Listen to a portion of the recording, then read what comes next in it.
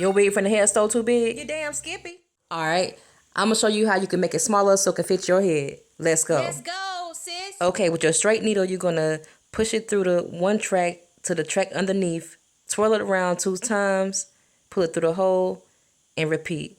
All right, you see how I'm starting from this track, and I'm going to put it through the other side to make it connect.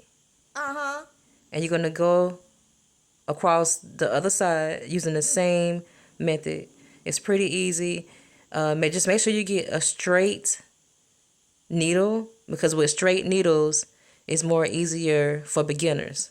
Okay? What if it still fly off my head in church? I don't want to look crazy in these streets. If the wig is still too big after you do this, you're going to do it again above this one. So you're going to do the same thing, but to the tracks above this row.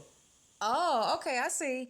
Hey, but I ain't no hairstylist, so give me a tip or something. Okay, I'm going to give you a tip. As you sewing it down, try not to sew down the hair itself within the mesh. All right? Okay. So that's one row.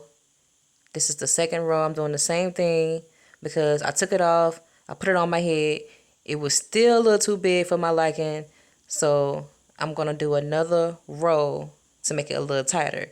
Now, if it's still too loose, I'm going to take those little attachments at the bottom you see there, and I'm going to attach those. And if it's still too big, I'm going to put an elastic band on it, but this should be fine right here.